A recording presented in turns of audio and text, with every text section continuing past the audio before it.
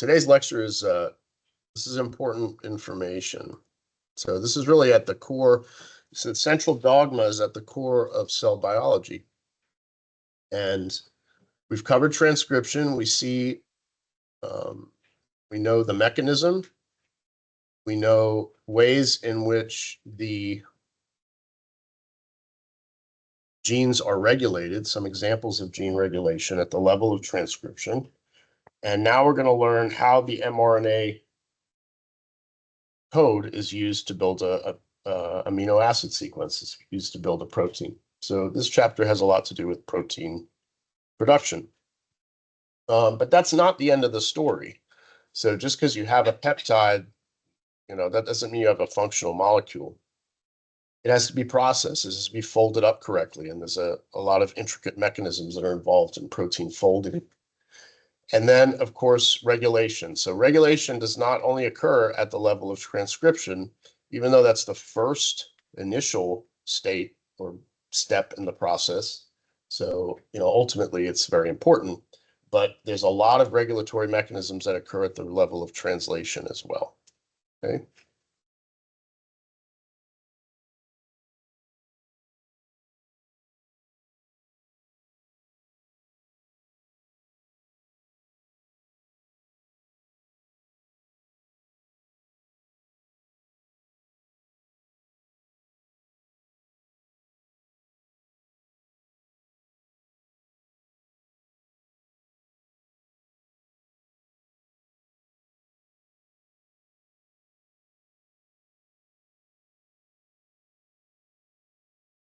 Okay, hopefully that does it. I thought I had it unmuted.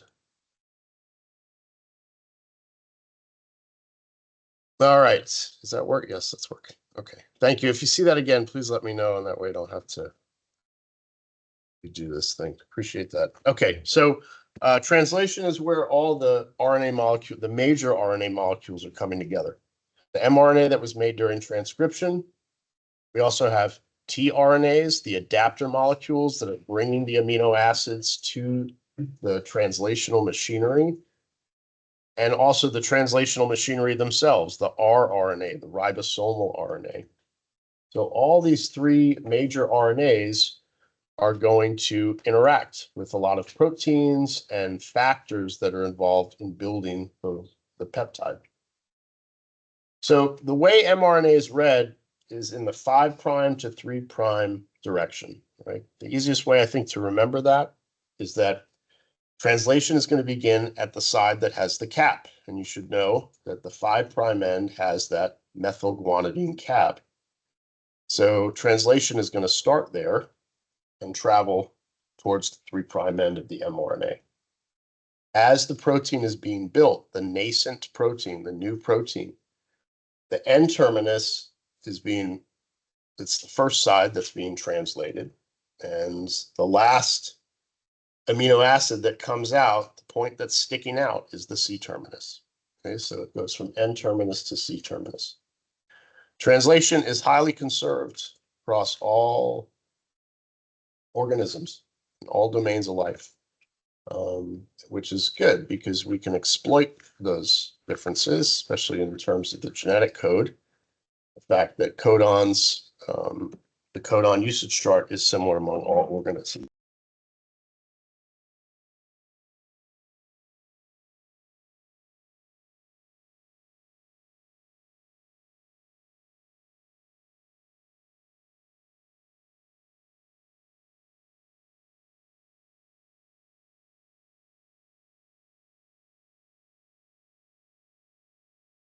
It was doing it too. Maybe I have to keep this thing open. Sorry. Okay, well, if it keeps crapping out, I'll just have to do it at home or something. All right, so they call it a cloverleaf structure because it looks like a cloverleaf, but that's not actually how the molecule looks when it's interacting with the ribosome. It looks more like an arm. It has a region on the bottom called the anticodon that's going to bind specifically to the codon that's on the messenger RNA. And the 3' end, which always ends in the nucleotide CCA, is bound to the amino acid. All right, so an important step in getting translation ready is to produce all the tRNAs that have the amino acid on them. So we call that tRNA charging. And the enzymes that do it are the aminoacyl tRNA synthetases. So you have one of these enzymes for every amino acid. It's a different enzyme that charges a tRNA and adds that distinct enzyme onto it. So this system is very accurate, ensures high precision when it's building the peptide so that you get the correct amino acid that's called for by the codon on the mRNA.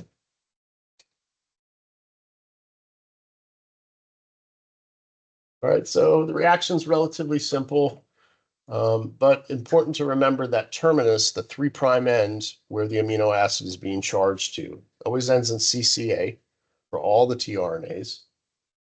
And the specific enzyme, aminoacyl synthetase, that's adding the amino acid to the tRNA.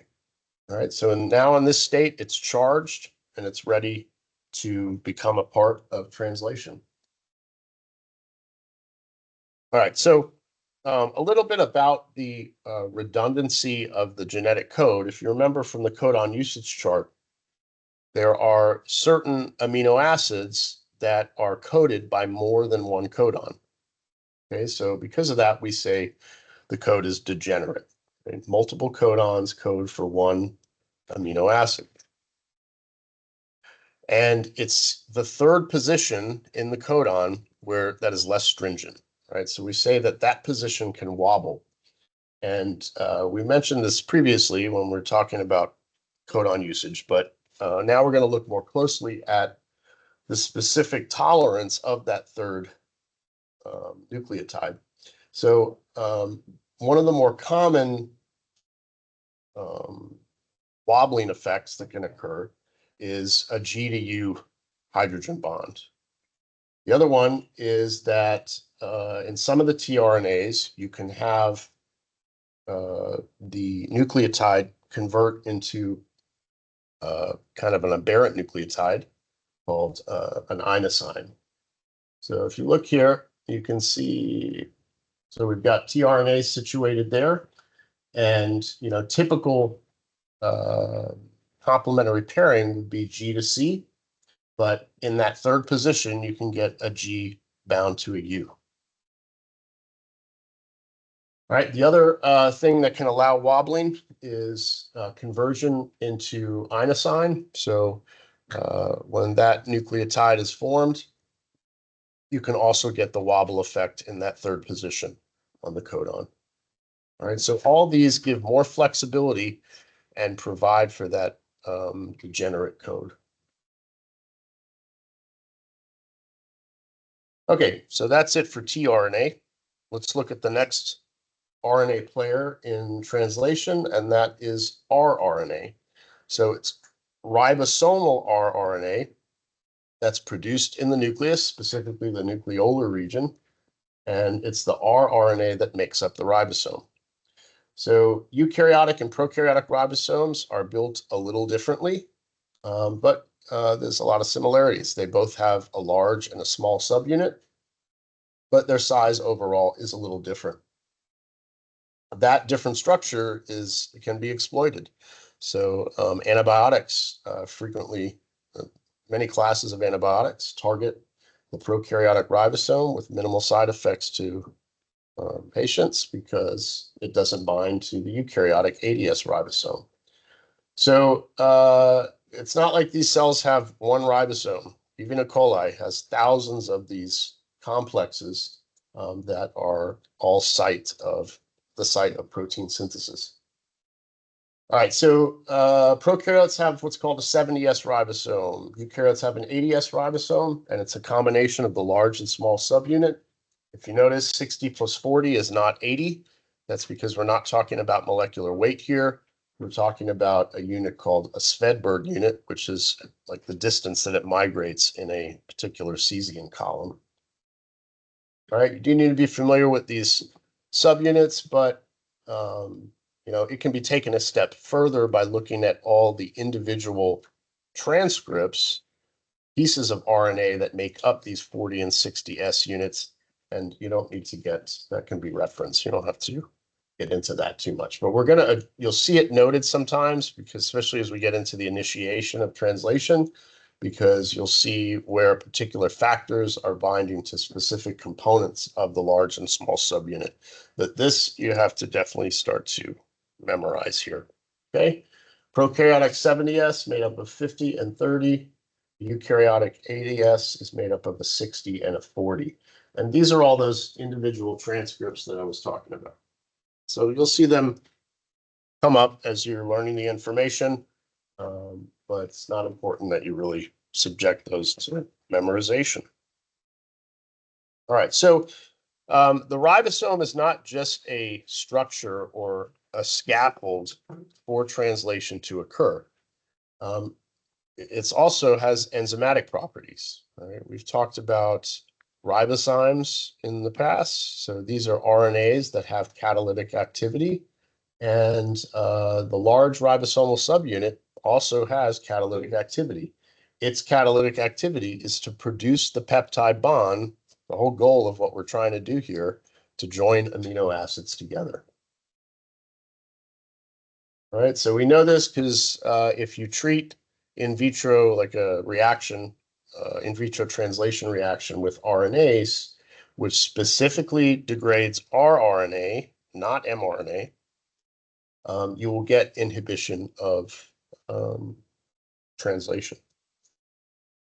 So this was an interesting find because they thought all along there was some enzyme that came into the ribosomal complex to produce that peptide. The large ribosome has these three like pockets in them where a lot of the activity is going to occur. So these pockets are where the adapter molecules, the tRNAs, can come in and reposition according to what step in translation they are. So they're called the A, P, and E site, and learn them in that orientation. And that will help you kind of be able to remember the process of translation as we get through the mechanism. A stands for aminoacyl, P stands for peptidyl, and E is exit. So based on that, what do you think is happening? Like, where do you think the peptide bond is being formed in relation to the position of those sites? Well, so think about it. It's got to occur between two amino acids, though, right? So it's going to involve two sites. So which two sites do you think it would involve? P and A, yeah. The last one, the exit, is really the last tRNA getting out. All right, so new tRNAs are going to come into the A site, and then when this thing translocates or moves, it's going to shift over three nucleotides. The A becomes the P becomes the E, and so on. The only caveat to that is during initiation. When the first tRNA comes in, it's actually bound at the P site. So translation begins at the P site, essentially. But from there on out, the aminoacyl pocket is what's receiving the new adapter molecules. All right, translation always starts at a start codon, AUG. All right, so mRNA is read from 5' to 3' direction. That means the start codon is going to be found in the 5' region of the gene. Okay. So that start codon confers, if you look at the codon usage chart, to a methionine. All right, so that's one of the amino acids. It's an important amino acid. All proteins are going to begin, almost all proteins are going to begin with a methionine, but not all proteins need that methionine as the first amino acid. So the first methionine that comes in is a special methionine called an initiator methionine. It's also abbreviated IMET. And oftentimes through proteolysis, that IMET is removed from the protein. Okay, so it's always the initiator, it's always the first amino acid, but it doesn't always remain in the protein. All right, so this is important, and this slide is important because it's explaining like how the gene is structured. Right, so you have your coding sequence inside, starting with the start codon AUG and one of the three, and ending with one of the three stop codons. But you also have regions that are found upstream of the start codon and downstream of the stop codon that are not translated. We call these untranslated regions. And there's a 5' one called the 5' UTR, and there's a 3' one called the 3' UTR. And they have important roles. The 5' UTR is very important in the initiation of translation, so it helps regulate that. And the 3' UTR is very important in protein stability, and also like the efficiency of translation. So how this structure exists, though, in prokaryotes and eukaryotes is a little different. So in eukaryotes, actually, for the first time, you'll see it's a little simpler. It's a monocistronic orientation of the coding region, which means you have a single protein that's coded from the mRNA. But in prokaryotes, you can have polycistronic orientations. And a lot of this has to do with the fact that you have operons in prokaryotes. You have clusters of genes.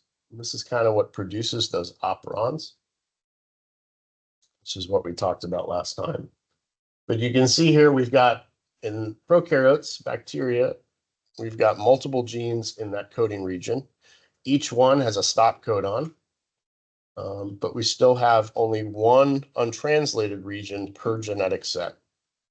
And in eukaryotes, you can see the cap and the tail. That's not something you have in prokaryotic mRNAs, remember? You have the untranslated regions flanking that one single transcript. All right, now this doesn't, of course, look at introns and exons. We're not talking about that, right? Why are we not talking about introns and exons here? Already been removed. Very good. Okay, so how does this stuff? So before we get into actually how it's the initiation of translation, what are the signaling mechanisms to get it started, right? So because initiation is going to be, we're going to see initiation happening by all these factors coming in and starting to assemble the translational machinery. But what is like the signal that kind of just starts to get that going? Well, obviously you have a start codon, but there are also consensus sequences that are found around the start codon, and they differ significantly in prokaryotes and eukaryotes. Prokaryotes, you have a sequence that becomes before the start codon called a Shine-Delgarno sequence. It specifically interacts with one of the transcripts of the 30S ribosome.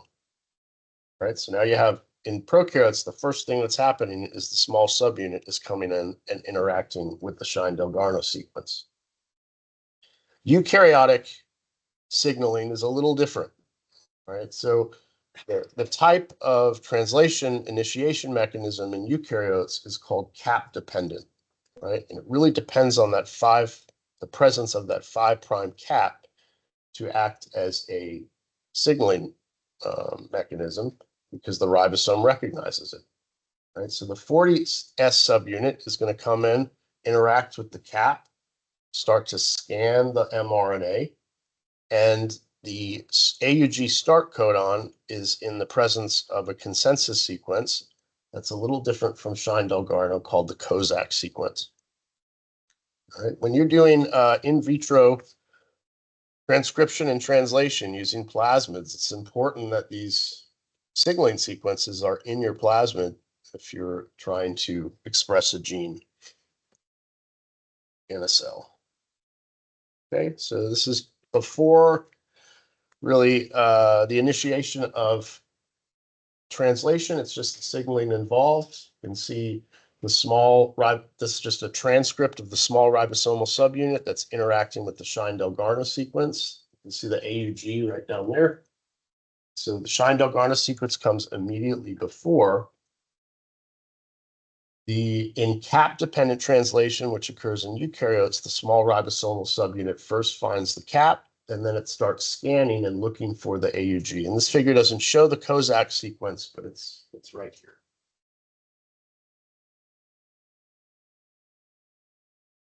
All right, so translation is broken up into 3 steps, just like transcription was: initiation, elongation, and termination. Maybe in Bio 1, that's about all you learned.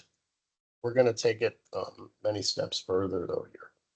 So in initiation, you're getting assembly of the whole ribosome complex on the mRNA. That's the small subunit, the large subunit, the tRNA, and also many initiation factors. There's about 12 of them. You only need to memorize one, that come in and assemble this, like, essentially housing complex to build protein. During elongation, you get the translocation of the ribosome.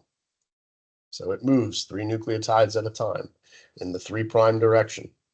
And while that is occurring, you're producing peptide bonds between every codon at the A and the P site. So new tRNAs are coming in, the old ones are coming out. So that keeps occurring in a cyclic fashion until a stop codon is reached. And when a stop codon is reached, there is no tRNA for that. Right? It's 3 stop codons. There's no tRNAs for those. Instead, there are eukaryotic release factors that come in, bind to the stop codon, and that signal causes the whole thing to come apart.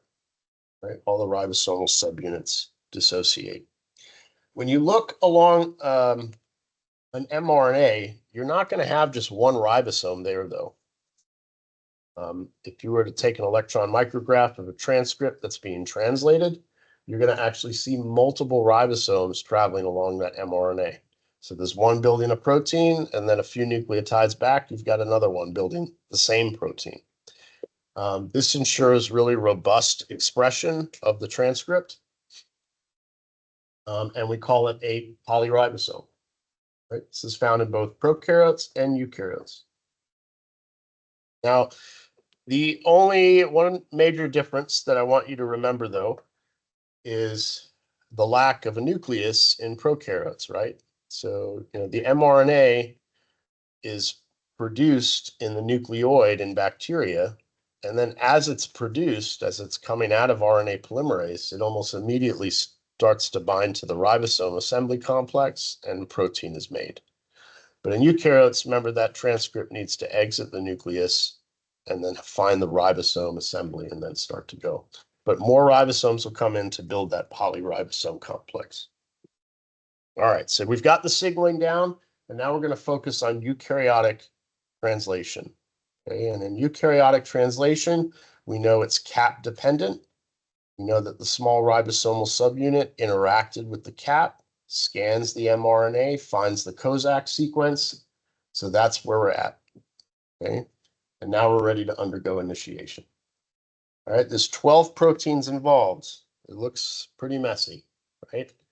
But it's not that bad. We're really just going to focus on a few of these initiation factors, and it will give you a good understanding of the process. The ones that we're focusing on are really important, as we'll see in its regulation, and that's why you have to learn them. Okay, and the one that you have to learn is this initiation factor called EIF2. Right, EIF2 is one of the switches for this process, because it's the very first initiation factor that's used. So one thing that makes this a little confusing, though, I will tell you, is that you have these EIFs, the initiation factors, and then when we get into the elongation step, you're going to have EEFs, and there's about 10 of those. Okay, there's 2 that you need to learn. Right, so just be sure that you're looking at the acronym correctly when you see it on the test. If you see EI, you're looking at a eukaryotic initiation factor. That means we're talking about how translation is getting started. And if you're looking at EEF, you're looking at eukaryotic elongation factors, and translation is already going. Okay, so EIF2 has the GTP switch, and it's going to bind with the initiator methionine. All right, so you've already got your small ribosomal subunit bound, but out here in the cytoplasm, EIF2 with GTP is binding to IMET. tRNA MET, the initiator methionine, is also called IMET. This starts to associate with the the small ribosomal subunit, other initiation factors. And then, so that's happening with the initiator methionine. The next step is you have to recruit the mRNA. So in order to recruit the mRNA, factors are going to interact with the cap, factors are going to interact with the tail, and then the mRNA is going to loop together. All right. The small subunit, the 40S, scans the mRNA. It finds the Kozak sequence. Because there's there's movement involved, ATP is required. And then you're going to get the joining of the large and the small subunit. Right? This is a lot easier to, I think, visualize. So over here, this is where your EIF2 is. So it's binding to initiator MET. You have the small ribosomal subunit binding to initiation factors, and then this whole complex comes together. All right, so that's step one completed, the formation of the pre-initiation complex. The second step is to bring the mRNA in. So there are initiation factors that interact with the cap, initiation factor that interacts with the tail. These are important factors. You may see them come up. I wouldn't focus on them as much as you're focusing on EIF2, but they're important because we have factors that are specific for the poly-A tail and factors that are specific for the cap, and then you have other factors that bridge the two together to loop this and recruit the mRNA. All right. After this, the pre-initiation complex and the mRNA all start to assemble together. Right, so you have this big complex here. You've got the methionine situated, and ATP then gets used to scan so that the initiator methionine gets lined up with the start codon. Right, so over here, we're on the 5' end where the cap is. Now the thing's coming down so that IMET is situated right there with the start codon. All right, we haven't fully initiated yet, though, even though it's lined up, because now the large ribosomal subunit, the 60S, needs to come in and kind of house the whole thing so that the IMET is situated in the P site of the large ribosomal subunit. All right, this is an important protein here too, EIF5B, because it's recruiting the large ribosomal subunit. And now we have initiation complete. Okay. tRNA is situated in the P site. You have the large ribosomal subunit, the small ribosomal subunit. All the other eukaryotic initiation factors have left. Right, and we're ready for the next step in translation, which is elongation. So cap-dependent initiation is what happens most of the time. But there are some situations where you can have these internal sites that cause initiation to occur without the 5' cap. And we call these IRES sequences, or internal ribosomal binding sites. There's a reason for this. So oftentimes when a cell is stressed, initiation gets hampered, right? So under conditions of cell stress or when cells are lacking growth factors, EIF2 can be inhibited. And if without EIF2, none of this happens. So there are other initiation proteins that can work with initiator methionine and start translation at other points within the transcript, specifically at these IRES signaling sequences. Okay? Some genes have them, some don't. It just kind of ensures that housekeeping genes that are absolutely required for cell survival, will continue to get translated in conditions of cell stress. All right. Any questions so far? Okay, good. We'll take a break in a little bit. All right, so elongation. We've got the initiator methionine situated on the start codon in the P site. And now we're ready to start growing the peptide. Remember, we've got A, P, and E sites. tRNA sitting there at the P site. Now we have multiple elongation factors that are involved in the elongation of the peptide.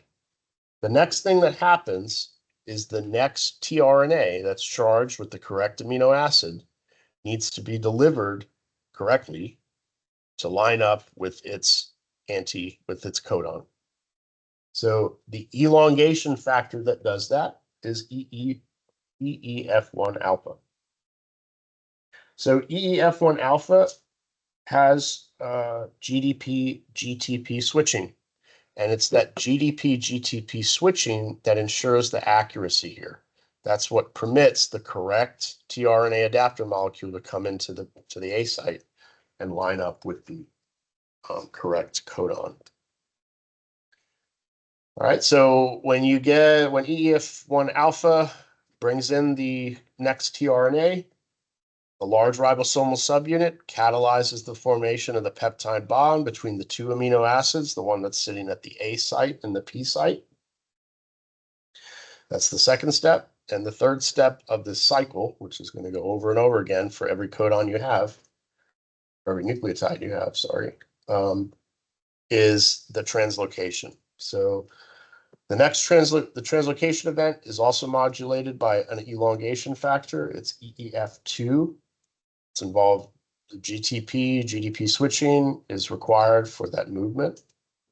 And the ribosome shifts. A site becomes P, P site becomes E, so on. This repeats over and over again until a stop codon is reached in the A site. There's no tRNA there, so release factors come in, disassemble the thing. All right, so here's a figure showing elongation. Initiator methionine is in the P site, right? Situated, the whole ribosomal complex is situated around the Kozak sequence, the start codon. And then you get EEF1 alpha, which is associating with the next tRNA to bring it in specifically, right? So that's an important step. It requires GDP-GTP switching.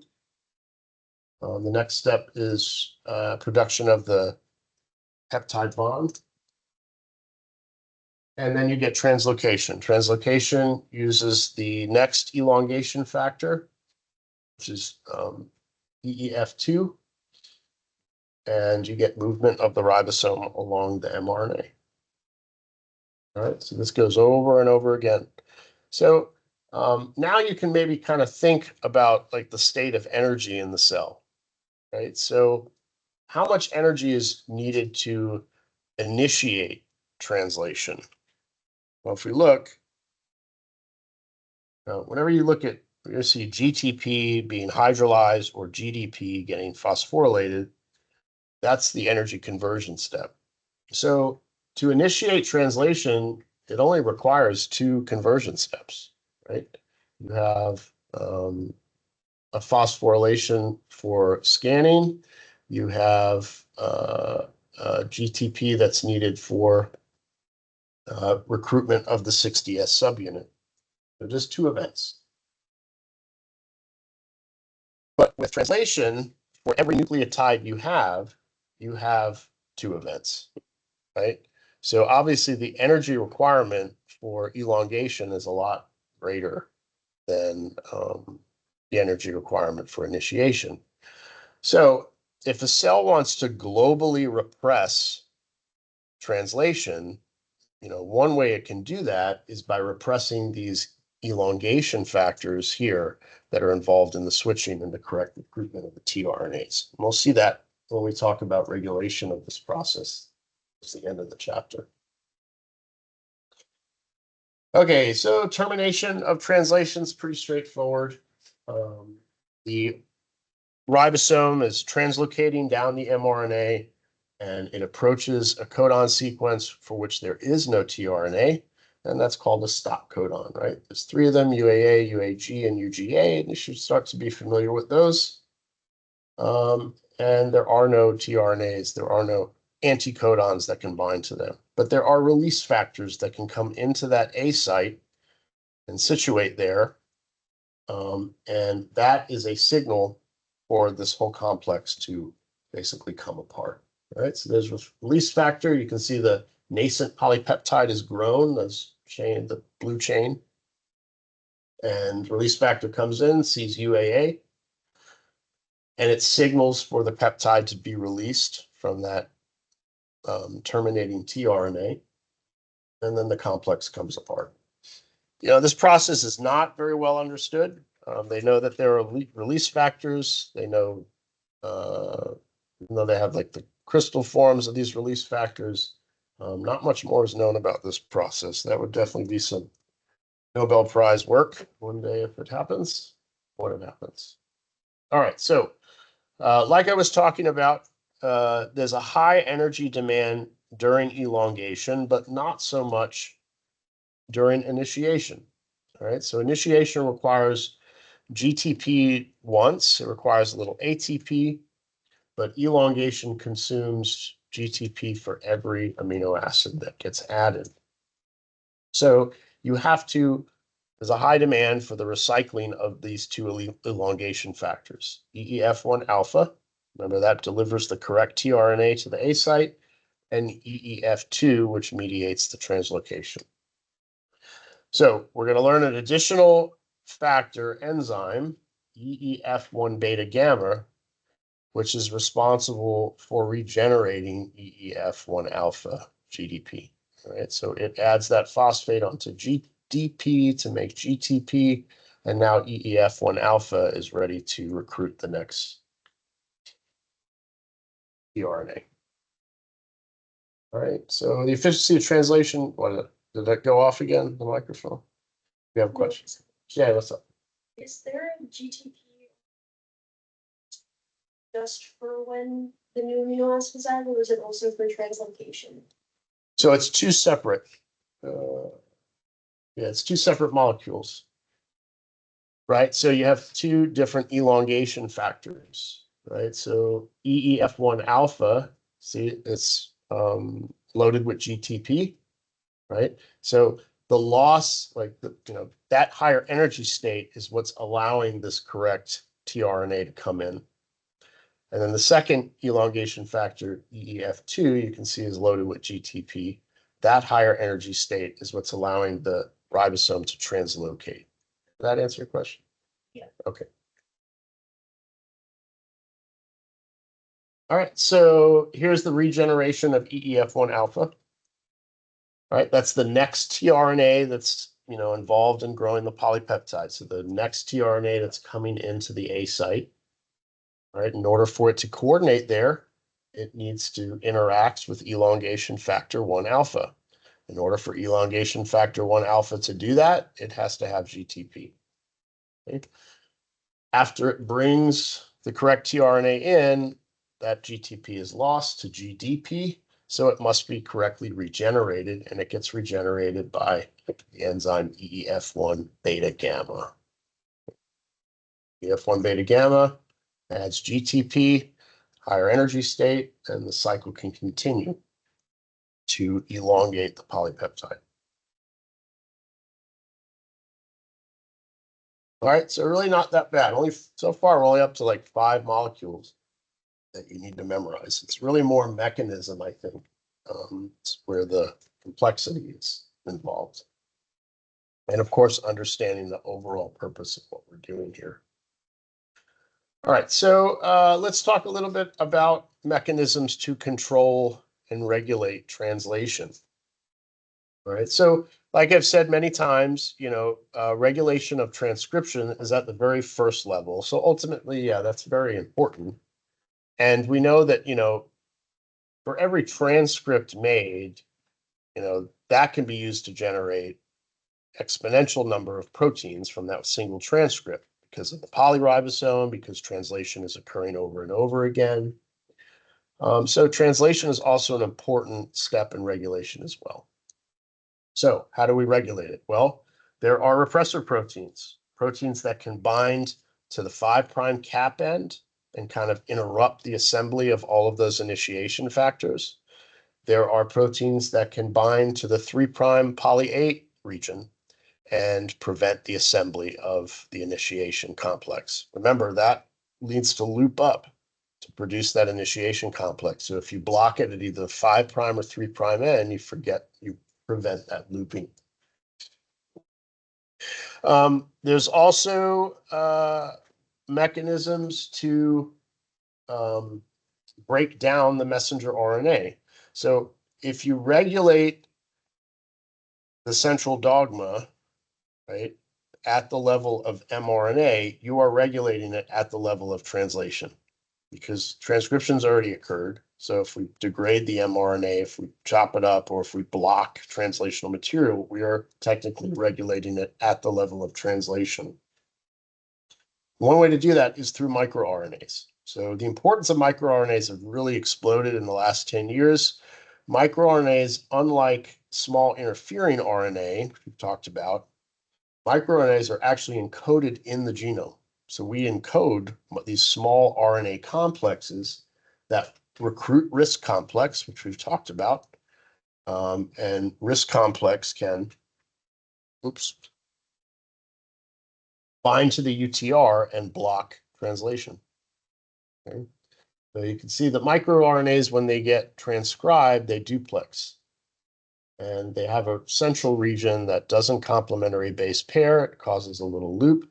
And that's like the signal to incorporate RISC. And then RISC can come down and bind specifically to a region within the gene to block translation.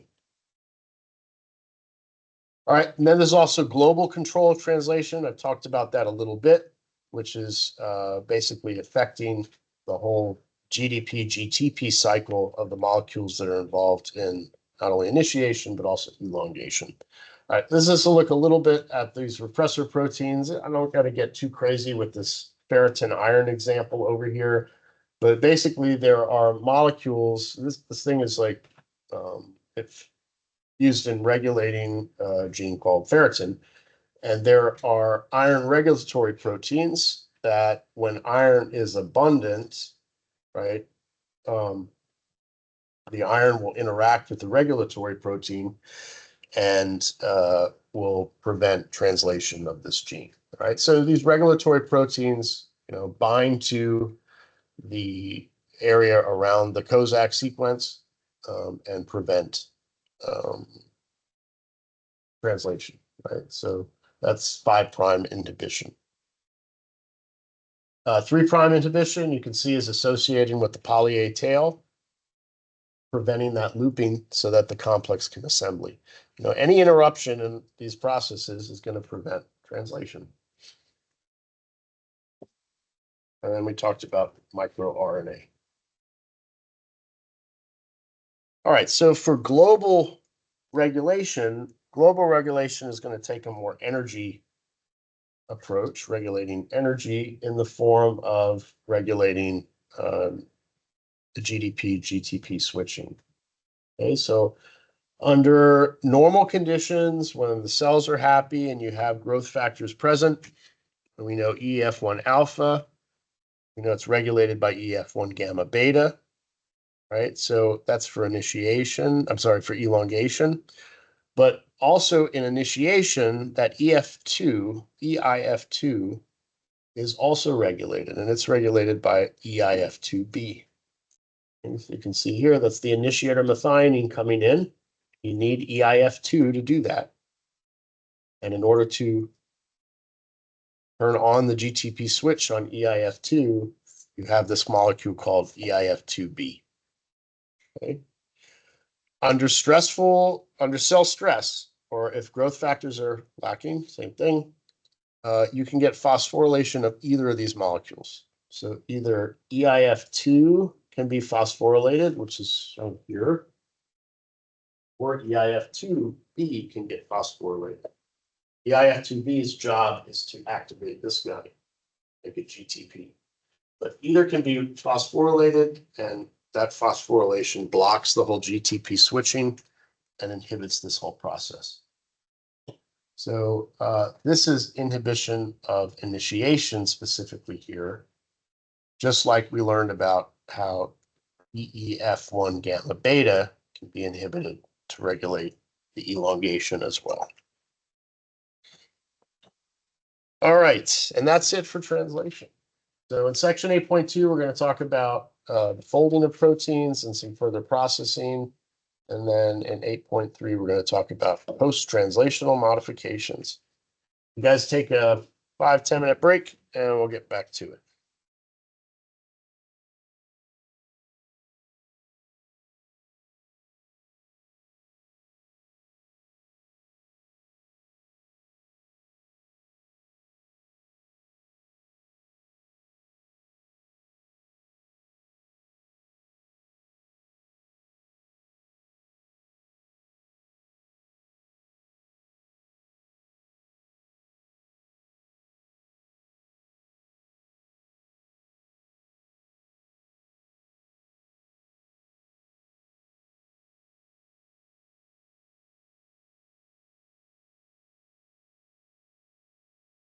Next week, Mhm.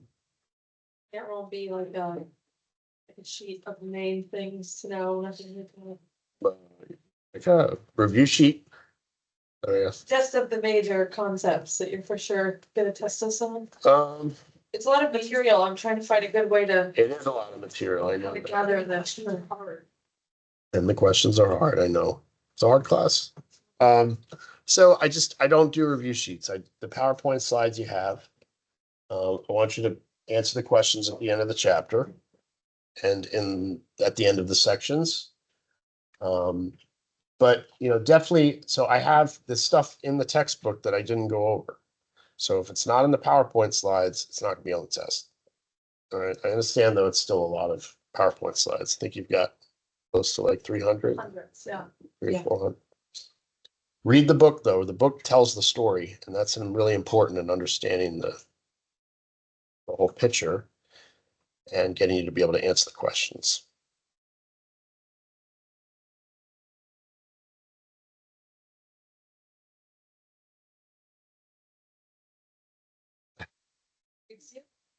Yeah, I like this stuff. So who here is pre-health? Any pre-med, pre-vet? Yeah. Okay, so you got to know this stuff. So it's going to be on the MCAT and in this detail. If you want me to give you some sample MCAT questions, I can do that to show you guys. So, but you got to know it.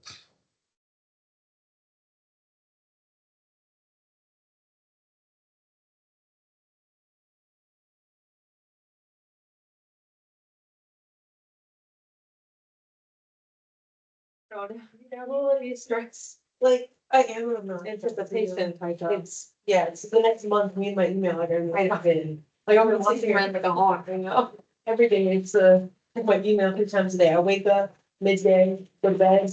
Anything new? Yeah, repeat other things. No, I agree, I'm doing that too, so. But I mean, you're very for you, so that's always a good. Yeah. So exciting. Yeah. The island, one of the islands, St. Yeah, one of my close friends that was there, so I would actually live with her if I go. Come on. Be afraid of. No, that's what I was. This is, I know. money's tight, huh? Yes.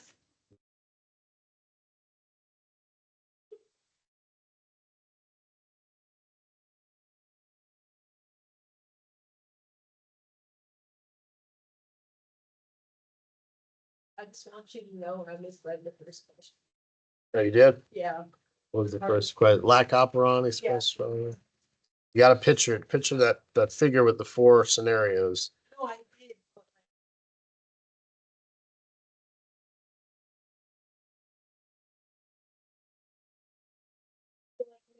Oh, I was just like, no. And when he spread it out loud, I was like, maybe I'm just. Oh, no.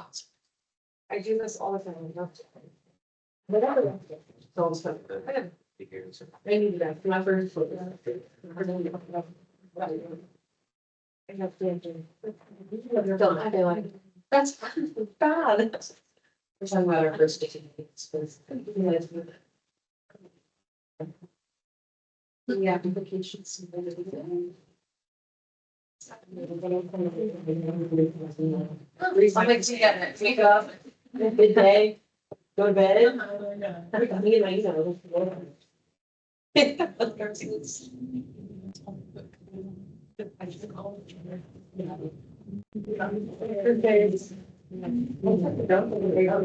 Just in case. Well, wait.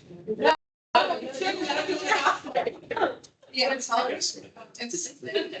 Yeah, like small mom don't know you're like, yeah, our life's so thin about it, I'm gonna see. Yeah, I was like, I've decided, you know, having been isolated, but I'm already debating on what class and whether it's for IPA or like in general, mental health. Like I'm definitely receiving this stuff. So I took it here with both adults.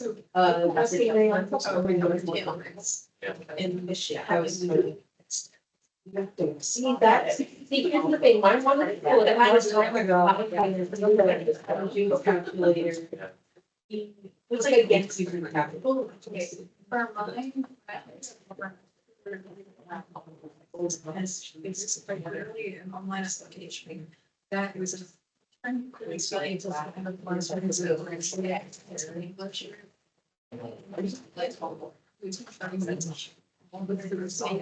that we could not. So we did, I know. Yeah, no, of course. So that's helpful.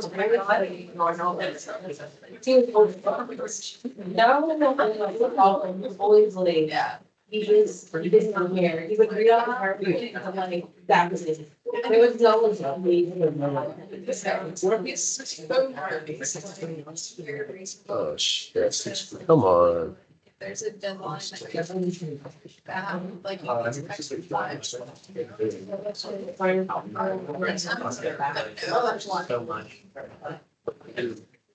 Yeah. So it can be. Not entirely. I know he's. See, like, I'm hating it, but like, well, I didn't say that. So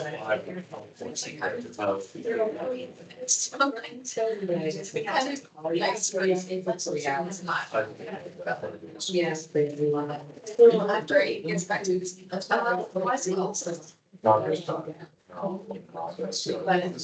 Now that feels cool. I had it correct. Yeah, I leave late and I don't like, I'm sure I can write it all, like, before I feel some of this, I'm glad. It's amazing. I tried to get these the first 3 slides, right? Only by that was too far, because you become just inside that when I walk through my trigger. Yeah. I should really for you, I should think my eye down. You know, it feels like I have to look at plans, but I'm for I've always been a tendency for. So, what's I feel like that's school, like just when these classes, how many. So, the thing is, right on yours too? Yeah. I tried to. So I'm a very much a pen and paper person, so I switched to this. Read as much as I can get. So. Sometimes. Read more slowly. Maybe only that there's more. Yeah. Before. I probably need to be a little bit better about this place. So I tried it last night. Write it down. Really,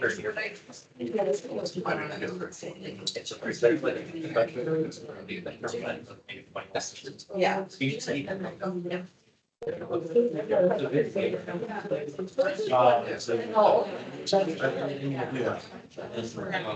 was really expensive. It's like 50. yeah, so like, I think so. it works great. Yeah. Especially hurricane season starts howling out. Can't get on the boat. You know. I got that. So, that's the kind of- Yeah. But then it works with their. Yes, the entire. That was good. I will say it. Good described what work. Yeah, so they Like the market. These are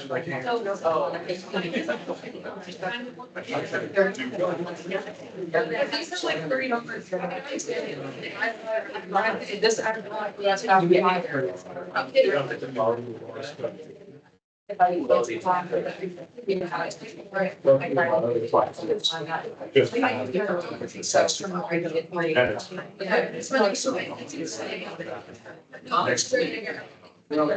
Physics teachers. Yeah. It's not small. So I know. You can test this. I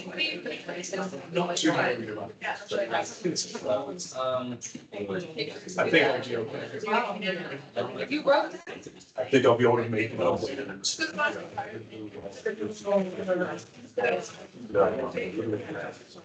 right. You know what? We're about 54. That like, formal, like.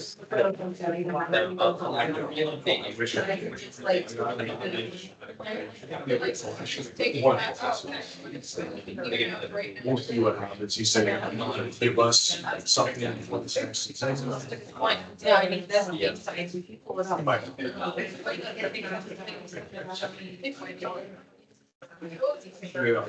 So it's a very important. A couple of people in the class and. It's like. All right, guys, let's get to Yeah. Right. section 8.2.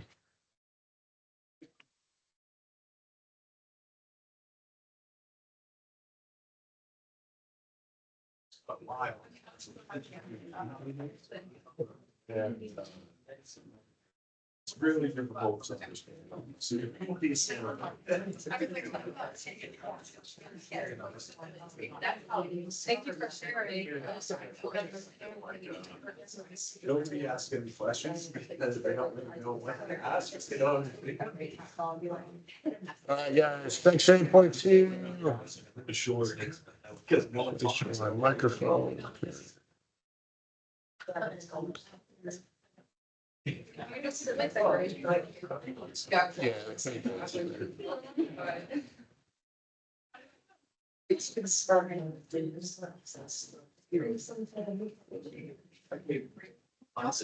Okay. Yeah. So we have a protein. Translation has terminated, and now we have a protein. It's got an amino terminus, it's got a carboxy terminus, and as the thing is popping up out of the ribosome, there are already molecules that are coming to the aid of the protein to help it fold correctly.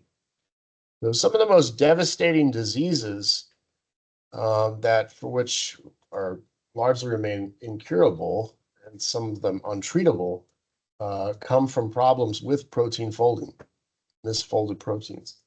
When proteins misfold and they start to accumulate in the cell, that is a very clear signal to the cell that something is messed up and it should probably off itself. So the unfolded protein response, also called UPR, induces stress in different organelles. We can cause mitochondrial stress, ER stress, Golgi stress to send signaling for the cell to die. So protein folding is important. And the protein is not left to its own devices to fold up correctly. Ultimately, the sequence of the amino acids is the most important component in protein folding because it's going to dictate all of the secondary structures, the hydrogen bonding, the formation of hydrophobic and hydrophilic pockets. But it most often cannot do it on its own. It requires the help of chaperones and chaperonins. So as that protein is coming out, the N-terminus is starting to pop out of the ribosome. Call that the nascent protein. It's the new protein. And chaperones will start to bind to the protein to keep certain areas of it still linear while other areas of the proteins, other chaperones will come and start to fold up. Right, so these chaperones are really like quality control systems for the cell to ensure that proteins are folded correctly. Remember, how something is built is going to dictate how it functions. So if the protein doesn't form right, it can't function correctly. Right, so chaperones are also important in the transport of proteins, because imagine a protein trying to get imported through a pore in a membrane, right? So if the mitochondria is trying to bring a protein in, you can't have it folded up. It's not going to fit. It's not going to associate with the pore correctly. It needs to be relaxed a little bit. And these chaperone proteins can put these folded proteins in an unfolded state that is suitable for translocation or movement into an organelle or out of an organelle. So we see this in mitochondria, notably chloroplast. Most proteins, the real cellular site of protein modification is certainly the endoplasmic reticulum, and that's important as well. When we get to those organelles, majority of the concept that we're going to be learning is import and export. All right, so chaperones will relax the protein and allow it to get in or out, but after the protein gets in or out, other chaperones are going to help it fold, right? So it has to unfold, get in, fold, or unfold, get out, fold. So you have chaperones that are working in the organelles, in the cytoplasm, all over. It's a very ubiquitous type of molecule, right? So you got your polypeptide. In order to get through these channels called Tim and Tom. You don't need to know that now. We'll talk about that when we get to the mitochondria. But the Tim and Tom importers require that the protein is relaxed. All right, so in order to stay in a relaxed state, chaperones can bind to it and kind of help regulate that. Then when it gets in, other chaperones that are shaded dark, bright yellow will bind and help fold it into its correct conformation. All right, a big one is HSP70. What does HSP stand for? Anyone know? Heat plus. That's good. No, it's heat shock protein. Heat shock protein. So these proteins were discovered as a result of looking at cell stress. So when you heat a cell, like you bring it up to like 42 degrees, it causes specific stress, and it induces rapid transcription of these heat shock proteins. Because at elevated temperatures, the proteins are usually not going to fold correctly. So this heat shock proteins come in to kind of manage that. That's why it's a big class of proteins. They have important roles in cancer. And there are many that have been characterized. HSP70 is a big one. So newly synthesized proteins will almost all of them get like a little interaction with HSP70 to kind of prevent incorrect folding.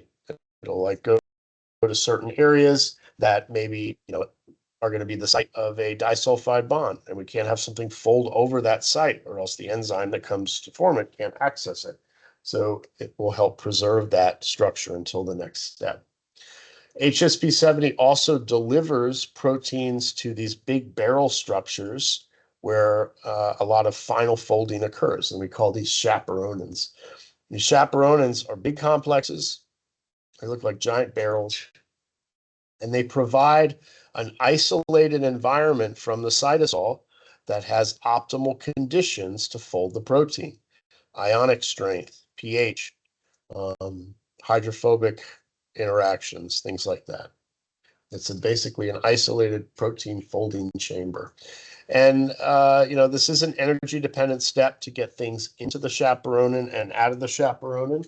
So that is something that can be regulated and is also indicative of cell health. All right, there's a ribosome building our protein. And right as it comes out, there's a little HSP70 that's interacting with it, preventing certain regions from automatically folding up on themselves, which may prevent proper folding later on. The HSP70s can also deliver and transfer this thing into these larger barrels called chaperonins. It's isolated complexes that permit the proper folding of the protein. All right. This is energy requiring step, getting things in and out of a chaperonin. The accumulation of misfolded proteins is not good for the cell. So whenever proteins kind of aggregate, we call that a amyloid, right? You guys have probably heard of amyloid before, especially related to Alzheimer's disease, but it's not the only disease that is caused by misfolded proteins. All of these are, and some of them very, very common, like type 2 diabetes, cataracts, Parkinson's and Alzheimer's. So Alzheimer's especially, anyone here have to deal with that with relatives? Yeah, so over the age of 80, 1 in 3 people get this. It's really bad. It's very, it's just a horrible way to watch someone go, in my opinion. But so we're going to talk about that a little bit. But actually, within the chapter, there's a few pages that has some reading about that. I encourage you to do that. It's very interesting stuff.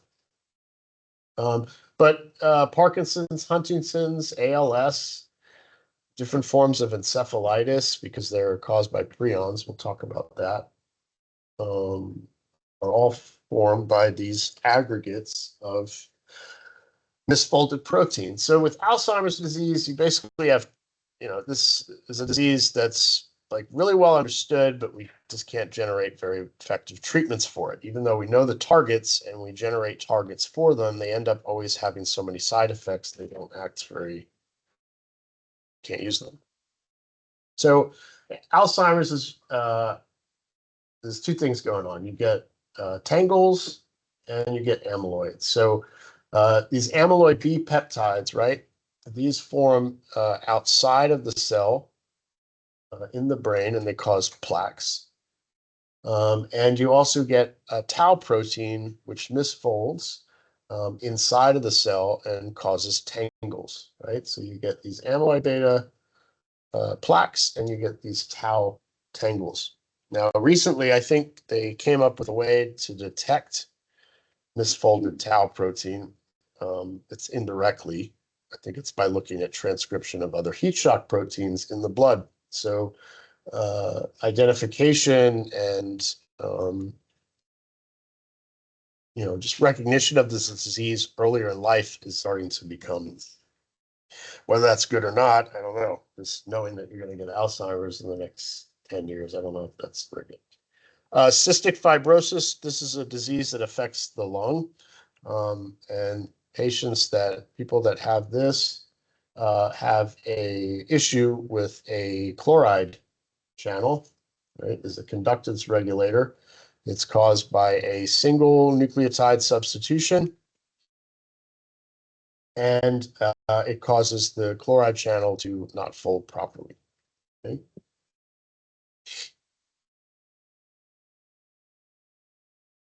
All right, so amyloid beta plaques, extracellular neurofibrillary tangles, which are the tau protein that is inside of the neural cells.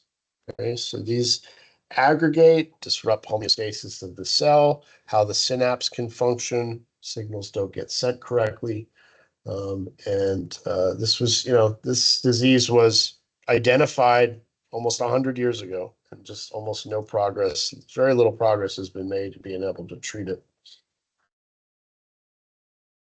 Okay, so this is kind of an interesting caveat with unfolded proteins. This is a very rare scenario. Prion infection is quite rare. I think about 1 in a million people can succumb to diseases like Creutzfeldt-Jakob disease or mad cow disease, even though, I don't know, but 30 years ago, there was a rapid rise of mad cow disease in Britain because it's infectious. So it's an infectious disease caused by misfolded proteins that get in a person, and they aggregate or propagate more misfolded proteins.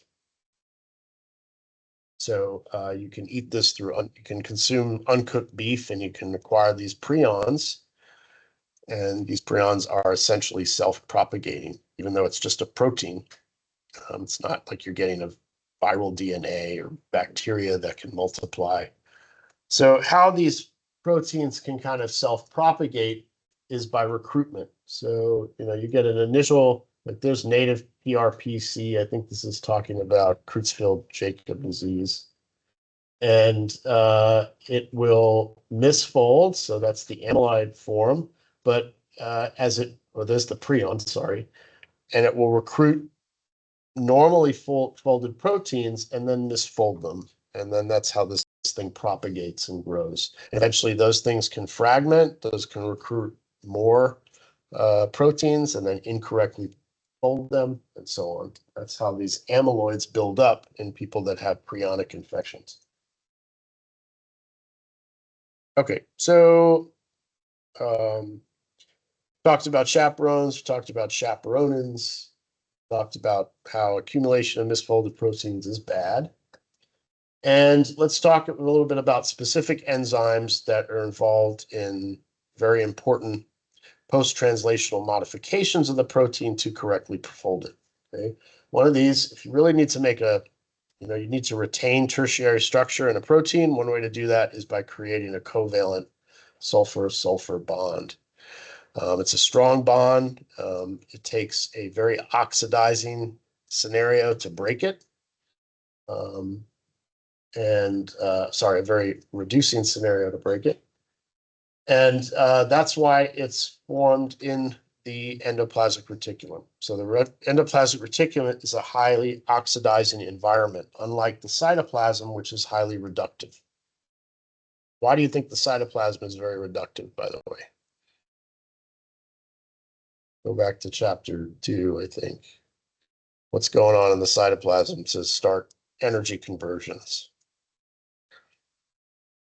So you got a lot of glycolysis going on. You got a lot of NADH, NAD plus that's interacting there. And it needs a reductive environment to be able to get that transition from NAD plus into NADH. So when proteins need disulfide bonds, they go to the ER, and protein disulfide isomerases will catalyze that covalent bond between or forming sulfur bridges.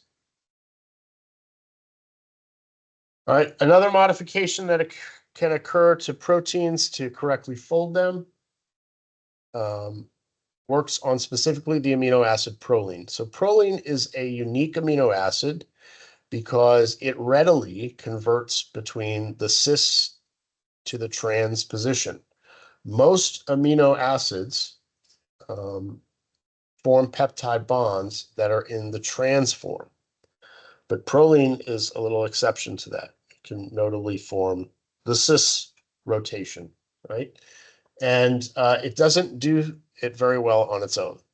So peptidyl proline isomerases will assist in that role. It will convert the peptide bond that proline is involved in from the trans to the cis form if that orientation is required for correct folding of the protein. Right? Proteins that have like a string of prolines to it, you would find this in. That's indicative that peptidyl proline isomerase is going to interact with that and probably convert trans to cis. All right, so let's keep track of what we've been talking about. We've been talking about chaperones, chaperonins, amyloids. We've talked about enzymes that can work on the proteins, like disulfide isomerases, proline isomerases. And then finally, oftentimes proteins need to be cleaved to get in the correct conformation. We call this proteolysis, right? Protein and lysis to break.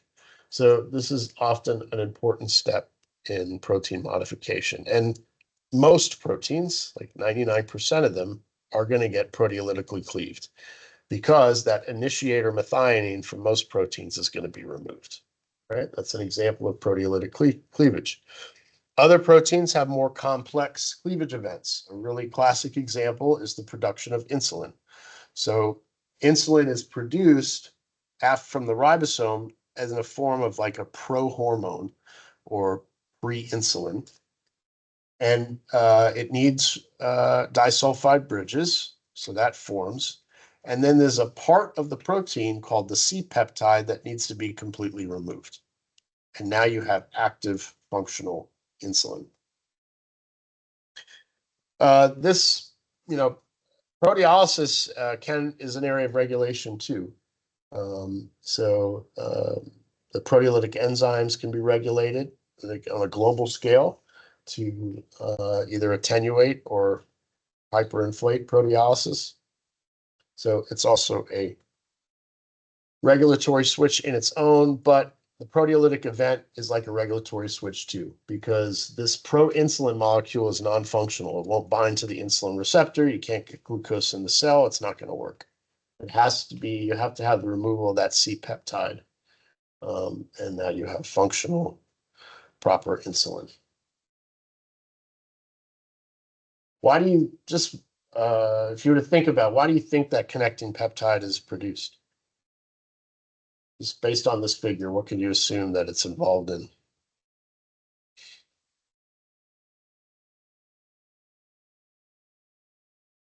So it's probably involved in some early stage folding event, right? So maybe it's involved in lining up the disulfide, the cysteine residues so that you can produce disulfide bridges. Because the isomerase enzyme can't do that. It can just find the cysteine residues to produce the enzyme. But maybe that C-peptide is important in folding that thing up so you can produce pro-insulin, and then the C-peptide gets popped out. All right. Very important post-translational modification, something that occurs after the peptide is produced, is the addition of sugar groups. So glycosylation. This happens mostly in the endoplasmic reticulum and also the Golgi apparatus, and is very important for both secreted proteins, just like the disulfide bridge post-translational modification, but is also important in membrane-bound proteins, specifically the CD family of proteins, which are all these immune receptor proteins. There are two types of glycosylation reactions, N-linked and O-linked. N-linked mostly occurs in the ER. O-linked occurs or initiates in the Golgi.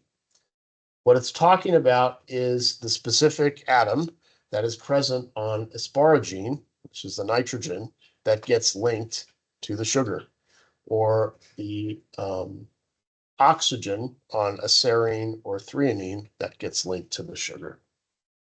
Right? These are real important modifications for membrane interaction and recognizing other cells. If you guys took immunology, you remember major histocompatibility complex, right? MHC1 and MHC2, those are all interacting with glycosylated proteins. All right, so N-linkage goes on in the ER. You can see the asparagine, and it's the nitrogen from the amino acid ASP that is getting linked, right? With O linkage occurring in the Golgi, it's the oxygen on serine or threonine that is getting linked. So there's a variety of different sugar groups, carbohydrates, take biochem, you'll talk a lot about them, that can get tagged on to those specific amino acids. Is that the same slide? I got the double. Oops, sorry about that.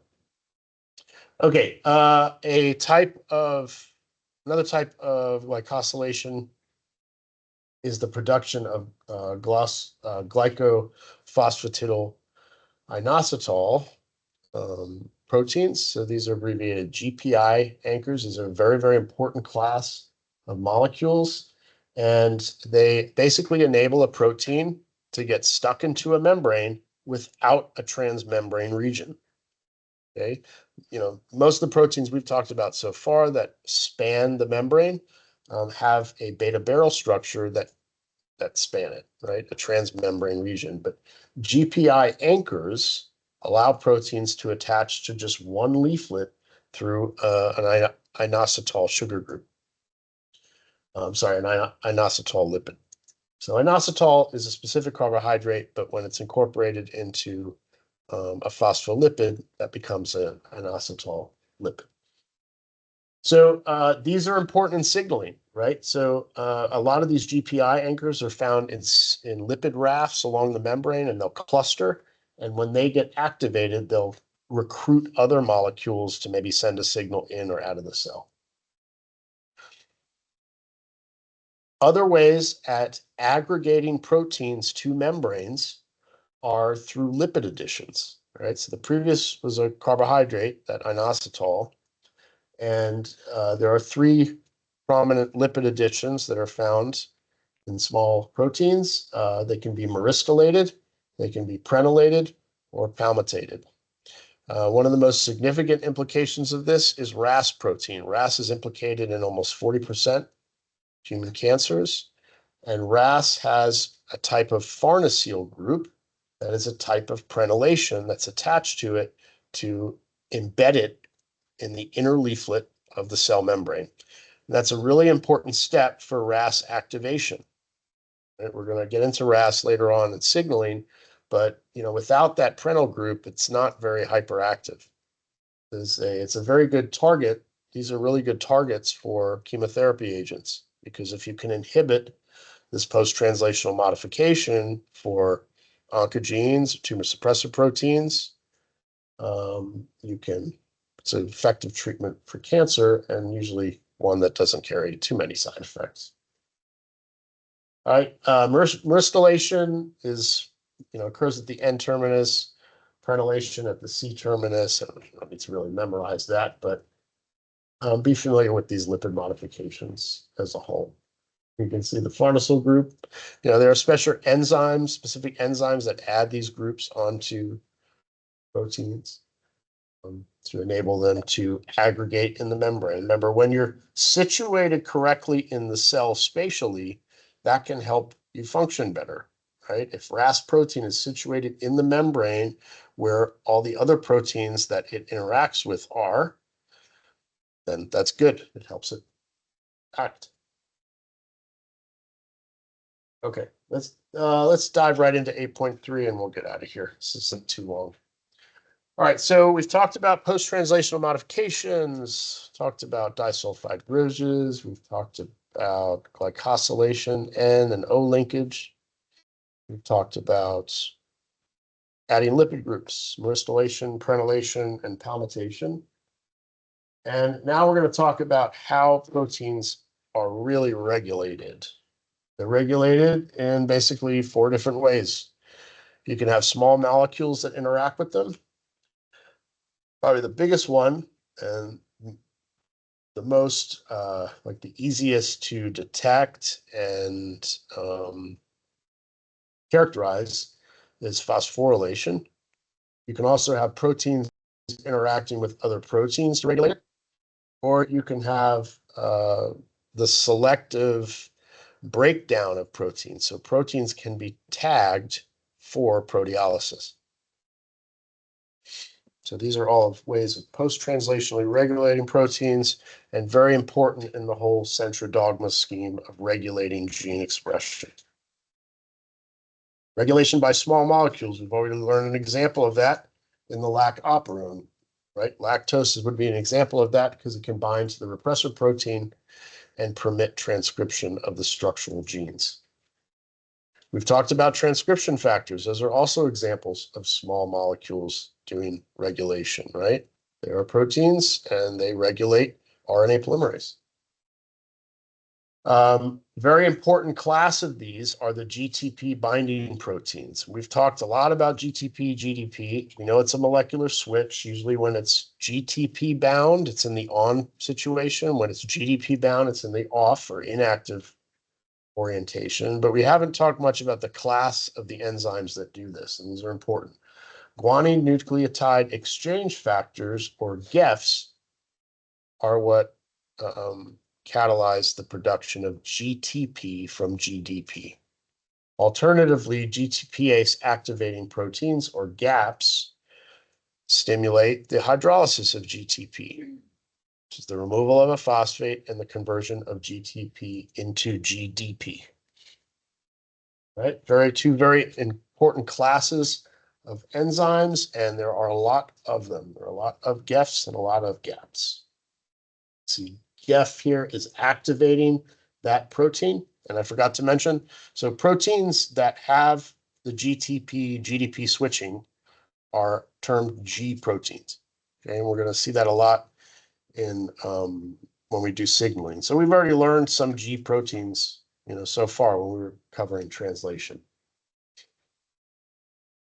All right, so in its inactive form, it has GDP bound GEFs, or guanine nucleotide exchange factors, will phosphorylate GDP.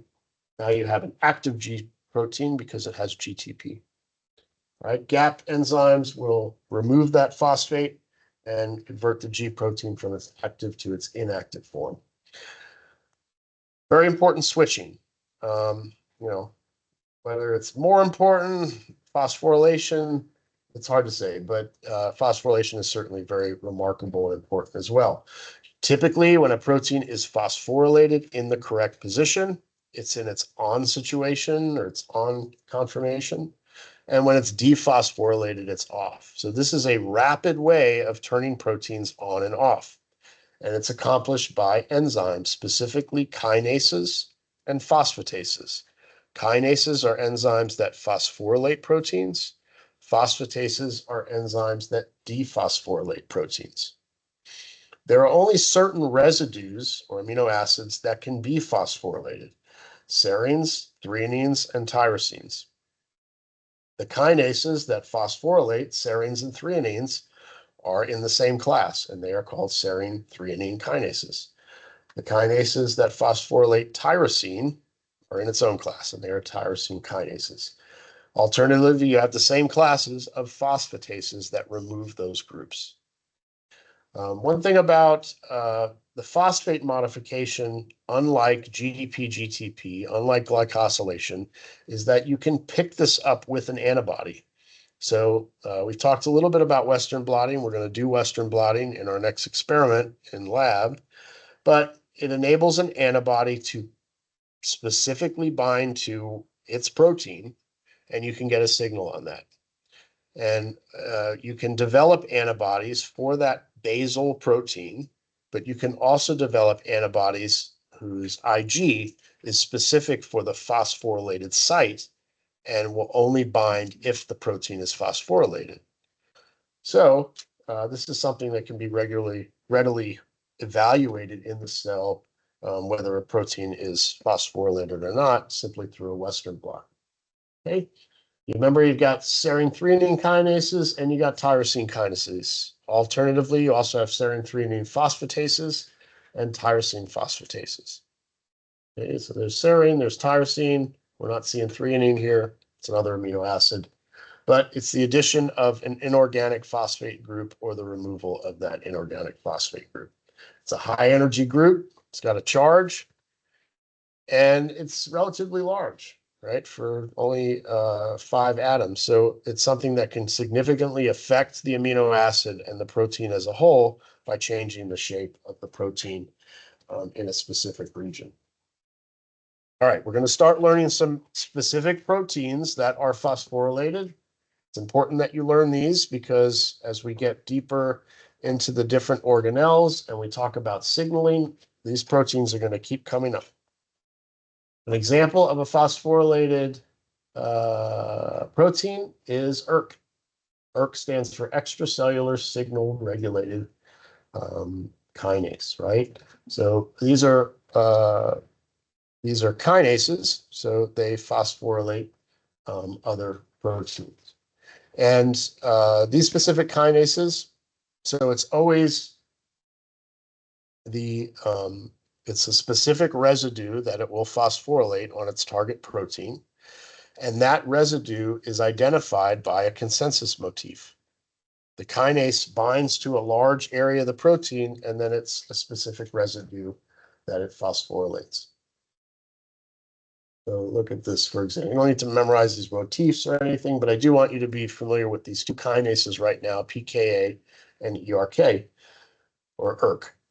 So you can see all these targets that they have, right?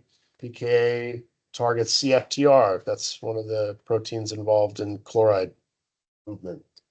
Phosphorylase kinase. We're going to talk more about that. Targets of ERK are ELK, MCL1. These are big cancer proteins.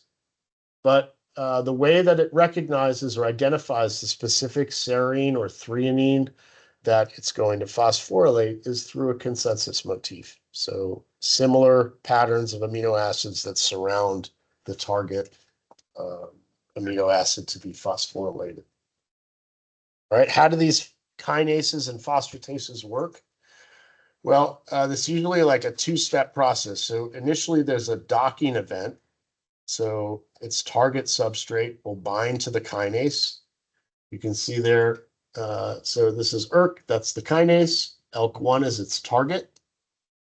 And the docking is, perpetuated by just hydrophobic interactions, right?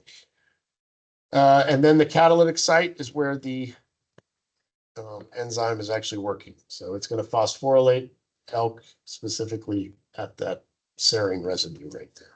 Okay, but docking and enzymatic catalytic activity are usually the two steps that are involved in kinase activity. All right, a specific example of this has to do with glycogen phosphorylase. Glycogen phosphorylase, we've talked about this before. When the cell is depleted in sugar, your liver will release glycogen, and your cells need to break that down into glucose 1-phosphate. So glycogen phosphorylase is the enzyme that does that. In its unphosphorylated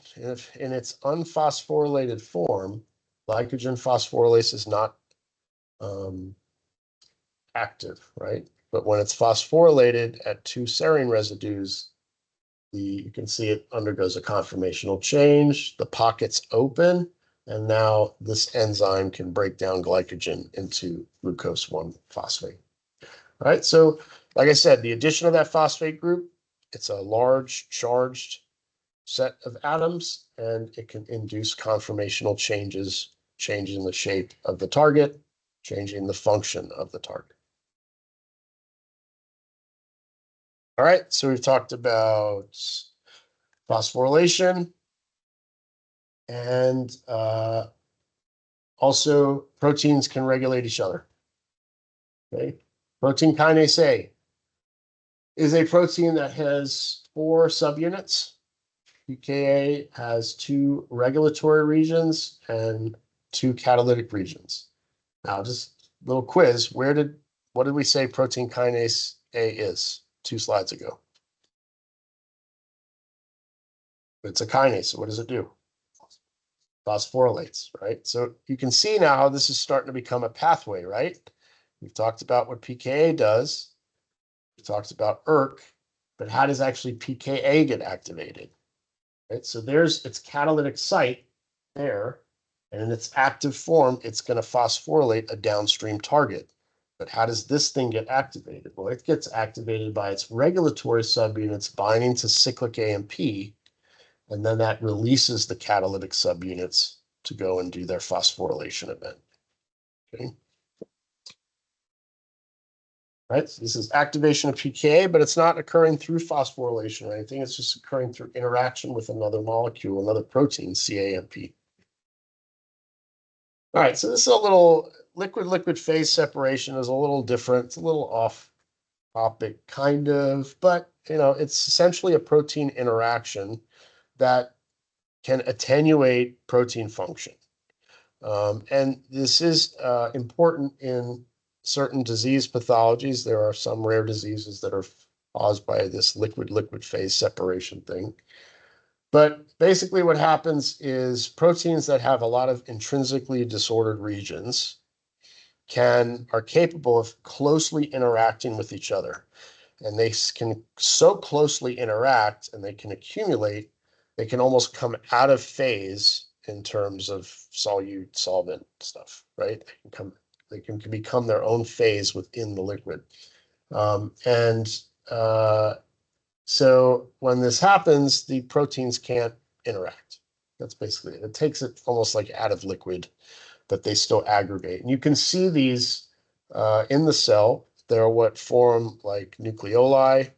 And when you're, so we're not doing, one of my classes, cell culture, we're going to stain the nuclei with the nuclear stain, and you'll be able to see these liquid phase separations in that stain.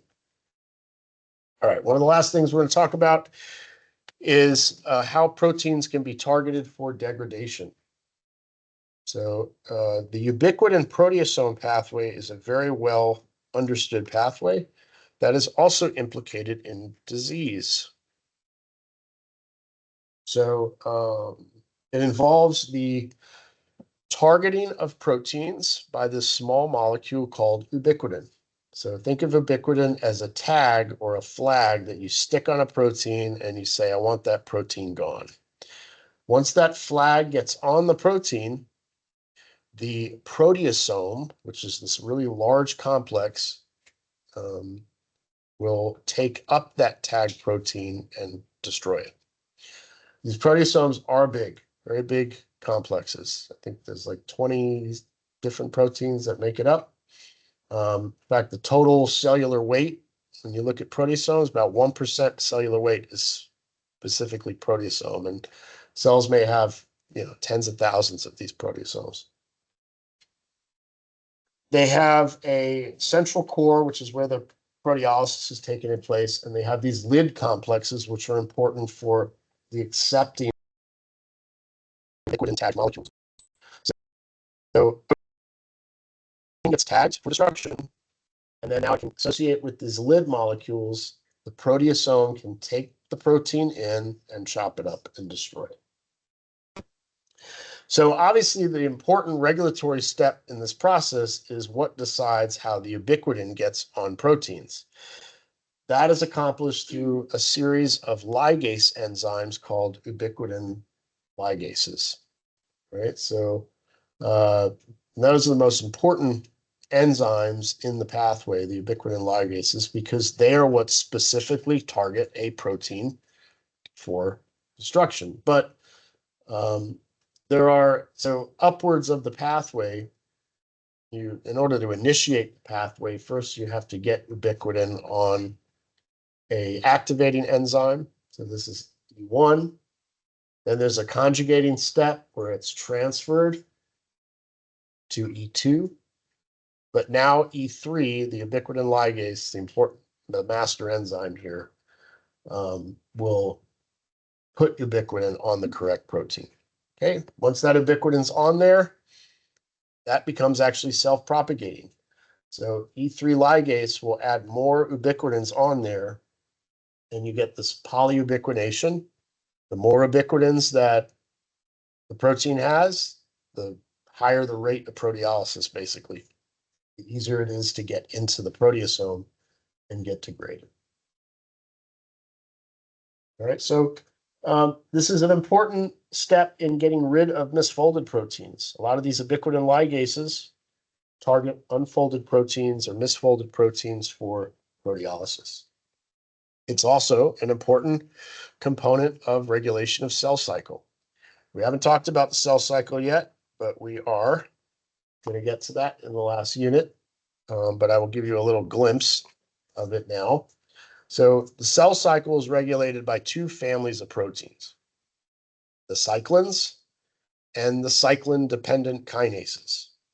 So what does that mean, cyclin-dependent kinase? Well, it means two things. We know it's a kinase, so it does what? Phosphorylates, and we know it's cyclin-dependent. So that means in order for it probably to phosphorylate, it has to have a protein-protein interaction with its corresponding cyclin. Cyclin B and CDK1 is a very important complex in entry into mitosis. All right, so let's look at what's going on over here. So here we've got inactive CDK1, the cyclin-dependent kinase. It's off, right? It's off, it's in interphase, it's off. And then cyclin B gets transcribed and translated, and it interacts with CDK1. And now CDK1 can phosphorylate things and permit the cell to go into mitosis, right? However, when the cell wants to get out of mitosis, one way it can do that is by getting rid of cyclin B.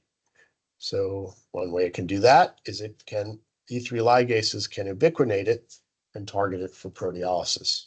So that's one method of regulating cell cycle right there, is through ubiquination of cyclin B protein.